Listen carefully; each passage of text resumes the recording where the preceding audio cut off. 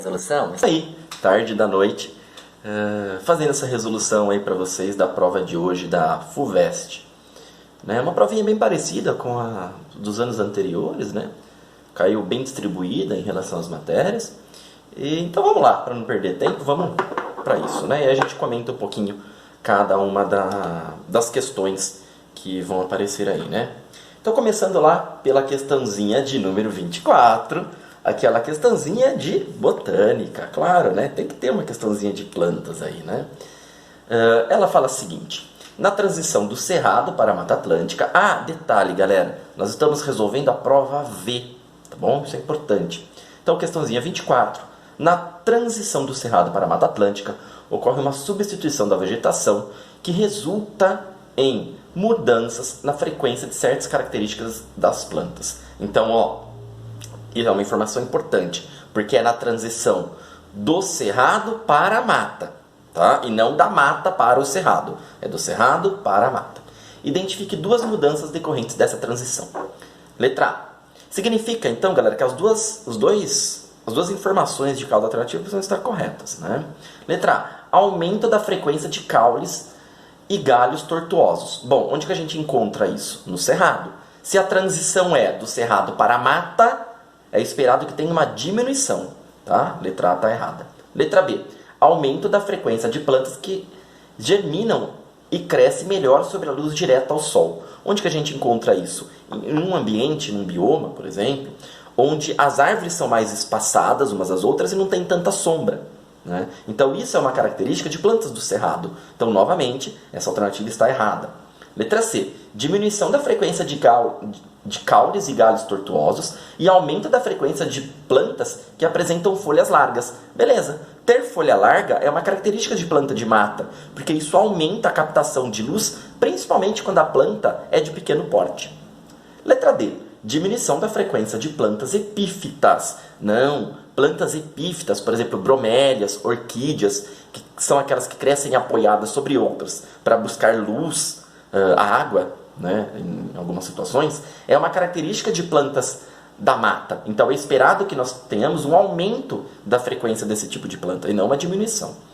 Então a D está errada. Letra E. Diminuição da frequência de plantas que germinam e crescem melhor sobre a luz direta do sol, beleza? E aumento da frequência de plantas com adaptação à queimada. Diminuição de plantas com adaptação à queimada, porque isso é uma característica típica do Cerrado.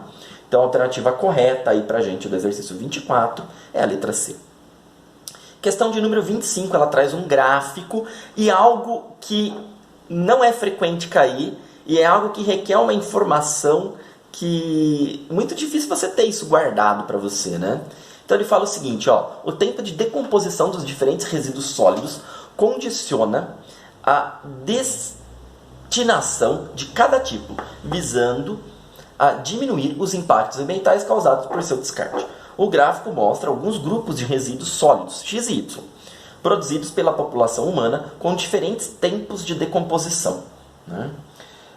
E aí nós temos lá, com base nessa informação e nos conhecimentos, é correto afirmar que, letra A, garrafa PET faz parte do grupo Y. Bom, garrafa PET ela está ali, principalmente de 250 anos até algo próximo de 500, que de fato é o tempo aí que uma garrafa PET, em média 400 anos, demora para ser decomposta. Então, garrafas PET fazem parte do grupo Y, beleza. E sua destinação recomendada é o reuso e a reciclagem, beleza. A alternativa A é a alternativa correta. Vamos analisar as demais. Letra B. Embalagens de papel fazem parte do grupo Y. Bom, o papel demora em média de 3 a 6 meses. Então não faz parte do grupo Y, porque o grupo Y ele começa num tempo próximo a 200 anos. Está errado. Letra C. Garrafa PET faz parte do grupo X. Não, nós acabamos de ver, né, que o tempo médio é de 400 anos, então não dá o do X, porque o X é até algo próximo de 100 anos aqui. Letra C está errada. Letra D. Embalagens de papel. Então a gente volta novamente para o papel de 3 a 6 meses. Faz parte do grupo Y. Está errado também. Letra E. Garrafas de vidro fazem parte do grupo X. Bom, garrafas de vidro é mais de 1000 anos para decompor, né? Então não faz parte do grupo X, né? Então a alternativa correta aí da questão de número 25 é a letra A, belezinha? Uma questão, como eu comentei antes, pouco frequente, né? Porque ela requer uma informação ali que, sei lá, se aprendeu lá no infantil, ensino fundamental 1 ali, né? Essas informações. Bom, questãozinha de número 26 também é uma questãozinha de análise de gráfico. Legal? Essa questãozinha de número 26, ela fala o seguinte pra gente. Bom, os gráficos mostram a variação nas taxas de emigração, imigração, mortalidade e natalidade de uma dada população de mamíferos ao longo de 20 anos. Bom, o que nós estamos aí nessa questão, né? Nós temos algo que vocês viram lá em dinâmica de populações. Em dinâmica de populações, vocês devem ter visto uma relação, que é a relação onde a taxa de natalidade mais a taxa de imigração é igual à taxa de mortalidade mais a taxa de emigração. Se você olhar esses gráficos, o jeito de cada um desses gráficos, olha o que acontece. Procura lá, taxa de natalidade. A taxa de natalidade é o último gráfico, mais a taxa de imigração. Taxa de imigração é o segundo, né? Então, natalidade mais imigração é igual, maior ou menor à taxa de mortalidade mais a imigração. Quando a natalidade mais a imigração for maior que as duas outras, a população está crescendo. Quando for menor, a população está diminuindo. Quando for igual, a população está em equilíbrio. E nesse caso, é essa terceira situação. Se vocês olharem o gráfico de natalidade e imigração mais mortalidade e imigração, os gráficos são iguais. Se os gráficos são iguais, significa que os valores vão ser os mesmos, né? Logo, a população aqui de mamíferos ao longo de 20 anos, ela vai se manter constante. A única alternativa que traz isso pra gente é a alternativa D. Tá legal? As outras alternativas fogem disso, porque fala que a população ou está diminuindo ou ela aumenta. Tem uma alternativa que é a C, que é a B, desculpa, que fala de se manter constante, mas só nos 5 primeiros anos. E não, ela se mantém constante ao longo do estudo todo de 20 anos. Tá legal? Então, a alternativa correta é a alternativa D. Bom, vamos lá, vamos continuar, galerinha. Questãozinha de número 27 fala o seguinte: uma variedade de milho, que é o milho BT, foi modificada com a inserção de genes de bactéria Bacillus thuringiensis, que produzem proteína CRY, ou CRY, né? Tóxicas para insetos como lagartas que atacam as lavouras. Essa proteína bloqueia o trato digestório dos insetos, levando à morte. Em aves e mamíferos que também se alimentam de milho, as proteínas CRY são inativadas durante a digestão ácida, perdendo sua ação sobre esses animais. Então, essa proteína CRY, ela leva como principal objetivo o controle do ataque de lagartas, né? Quando essa lagarta ataca a plantação, ela diminui a produtividade da planta, porque se a planta está num estresse, ela deixa, por exemplo, de realocar recursos para florescer e eventualmente formar os frutos, né, ou sementes que servem para alimentação. Tá? A alternativa que indica corretamente um aspecto positivo e um negativo dos efeitos dessa modificação genética do milho para o ser humano é: letra A, aumento do valor nutricional do milho. Não é esse o objetivo, ele está falando das lagartas no texto. Letra B, menor tempo de maturação dos grãos. A lagarta não influencia no tempo de maturação, no tempo em que o grão demora para ficar pronto, né? Letra C, facilita na polinização das plantas. As lagartas não fazem polinização. As borboletas que eventualmente pousaram ali, pode ser que elas façam, né? Mas nesse caso não, tá bom? Porque o milho, ele não é polinizado por borboletas, tá? Letra D, economia de água pela redução da irrigação. Tem nada a ver isso. Letra E, maior produtividade das lavouras de milho. Belezinha. Se não tem lagarta, a produtividade é maior. Tá? E qual é o efeito negativo, né? O efeito negativo da letra E, que é a alternativa correta, ele fala o seguinte: possibilidade de surgimento de lagartas resistentes à proteína Cry. Isso pode acontecer, né? Pode ocorrer alguma mutação, né? E dessa mutação, essa lagarta, eventualmente, ela pode apresentar a possibilidade de digerir aquela proteína Cry, né? Então ela vai ser selecionada positivamente, ela vai ter maior chance de sobrevivência e maior chance de reprodução, e a partir disso você tem ali um novo grupo de lagartas que vão começar a predar aquelas folhas. Tá legal? Então a alternativa correta, letra I. Exercício de número 28, vocês vão ver aí, vai mudar um pouquinho o cenário, que eu fui fazer na lousa que eu tenho aqui, que é um exercício de genética, tá? Então a gente faz isso em breve. Bom, galerinha, vamos lá então, ó. Questão agora de número 28, uma questãozinha de genética, tá? Trouxe a lousa aqui que eu acho que fica mais fácil para explicar para vocês. Então o texto falava assim, ó: a genealogia a seguir representa uma família em que aparecem pessoas afetadas por adrenoleucodistrofia. Você não precisava saber o que era essa doença, tá legal? A mulher 32 é esta mulher aqui, mulher 32, ela está grávida e ainda não se sabe o sexo do bebê. Tá? Então a gente não sabe qual é o sexo dessa criança. A relação correta entre o padrão de herança e a probabilidade de que a criança seja afetada, tá bom? Então vamos colocar aqui uma informação importante, ó. É a probabilidade da criança ser afetada. É D. E aí ele traz pra gente uma tabelinha, né? Aqui na minha colinha. Essa tabelinha, ela mostra pra gente o padrão de herança e a probabilidade dessa criança ser afetada. Bom, dentre as opções de padrões de herança nós temos herança ligada ao X recessiva, herança ligada ao Y, que a gente já vai descartar, porque se essa herança fosse uma herança ligada ao Y, todos os homens aqui, né, por exemplo, nesse caso, esse cara deveria ser afetado, tá bom? Mas não acontece, então não é uma herança ligada ao Y. Herança autossômica recessiva, qual é o padrão?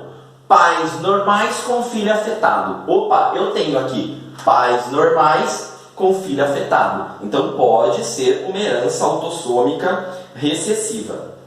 Herança autossômica dominante. Pais afetados com filho normal. Nesse caso eu não tenho isso. O que eu tenho é pais normais com filho afetado. Então eu já posso eliminar aí duas alternativas, né? Que é a letra C e a letra D. Tá legal? Bom, agora o que a gente vai testar? Bom, você pode testar se a herança é recessiva, ligada ao X, ou se a herança é autossômica recessiva. Eu vou testar primeiro se ela é uma herança ligada ao X recessiva, porque isso já vai eliminar pra gente duas alternativas. Se isso estiver errado ou se estiver correto, ele já vai dizer pra gente qual é. Se você começar a testar pela autossômica recessiva e não for ela, você vai ter que testar herança ligada ao X de todo jeito. Tá? Então eu vou começar testando para saber se ela é uma herança ligada ao X recessiva. Vamos lá. Então aqui, ó, né? 2 cromossomos X. Desculpa. Um cromossomo X, um cromossomo Y. Aqui, 2 cromossomos X, um cromossomo X e um cromossomo Y. Aqui, 2 cromossomos X. Bom, terminar de preencher, tá?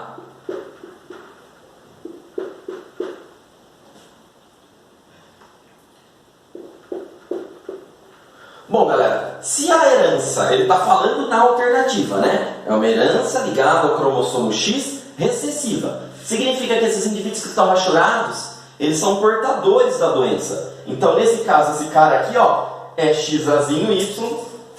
Esse daqui também é. Tá legal? E todos os outros indivíduos são normais. No caso desse cara, ele é XAzão Y. Este daqui também é. Este daqui também. Essas mulheres aqui são XAzão, X traço, né? Aqui também, ó. E aqui também. Tá legal? Só que olha uma informação importante. Este casal aqui tem um menino afetado, né? O pai doa cromossomo Y, a mãe doa o cromossomo X. Então aqui, ó, é X azinho. Tá legal? Bom, a pergunta quer saber a probabilidade deste casal aqui, né, ter uma criança afetada.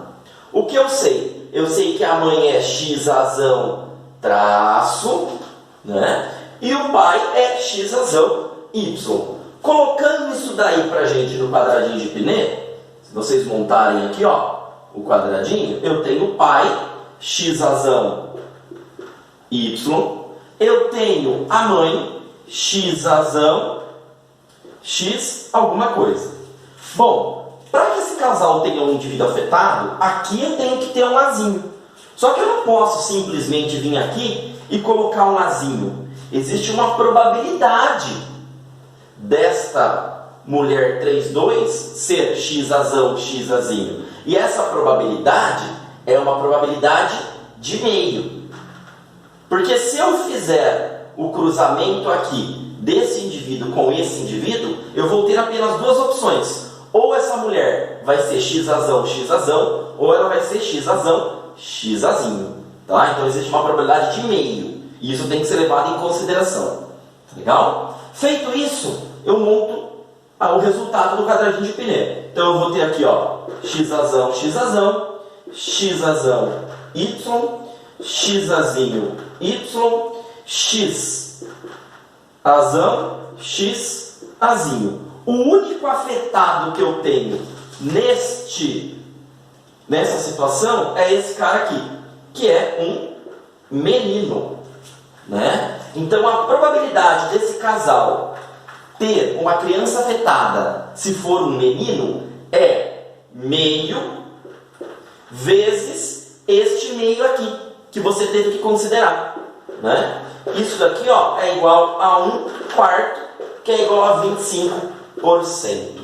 Tá legal? E se você olhar as alternativas aí, isso bate com a alternativa B.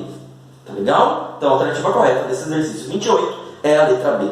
Na herança autossômica recessiva, eu fiz as contas depois, você vai chegar em um valor de 1/9, né? Não dá o 75% aí que ele traz como uma das possíveis opções. Tá legal? Então a alternativa correta é a letra B. Você tinha que lembrar de multiplicar por este meio, porque é FUVEST e tinha uma opção de 50%, né? Então é uma pegadinha aí. Tá legal? Exercício 29, né? Para finalizar, é um exercício aí de citologia, tá? O exercício 29, ele fala o seguinte pra gente: considere dois genes, A e B, localizados em cromossomos diferentes. Então, eu tenho cromossomos diferentes para gene A e para gene B. E seus respectivos alelos. Alelo, ele está no mesmo loco gênico dentro de cromossomos homólogos, né? Então, ele tem que estar na mesma posição. Uma representação possível desses alelos durante a mitose, né? Então, durante a mitose, prófase, metáfase, anáfase e telófase. Imediatamente antes da metáfase. Então, se é antes da metáfase, significa que esses cromossomos eles ainda não estão na região equatorial da célula, eles são cromossomos duplicados, porque também não aconteceu a anáfase para separar as cromátides irmãs, já que eu estou falando de mitose. Tá legal? Bom, a alternativa A ele mostra pra gente um parzinho de cromossomo azul, que é aquele que porta o gene A, e um parzinho de cromossomo rosa ou vermelho, que é aquele que porta o cromossomo B. Os dois estão localizados em cromossomos diferentes e os locos estão na mesma posição. Então eu tenho lá o alelo azão, alelo azinho, alelo Bzão e alelo Bzinho. Bonitinha. A alternativa correta é a alternativa A, né? A letra D não dá, porque os cromossomos aqui, os alelos, né, eles se encontram aqui dentro do mesmo cromossomo. A mesma coisa acontece com a letra E, onde eu tenho alelo, o gene A e o gene B no mesmo cromossomo, e é o que ele fala que não acontece. No C também eu tenho gene A e gene B no mesmo cromossomo, então uma leitura do texto já permitiria você eliminar tanto a letra E como a letra C, né? E aqui Na letra B, eu tenho alelos azão e alelo azinho dentro do mesmo cromossomo. Tá legal? Então, a alternativa correta é a letra A. Belezinha? Com isso, a gente finaliza aí essa prova da FUVEST. Espero que vocês tenham ido bem. Se tiverem dúvidas, vocês têm meu contato. Entre em contato, manda no Insta, faz comentário e compartilhe o vídeo também, que é importante para a galera poder assistir. Não só para aqueles que eu dou aula, né? Tá legal? Então é isso, gente. Aquele beijo, aquele abraço. Até a próxima, que acredito que seja da Unesp, né? Ou o Enem. Tchau!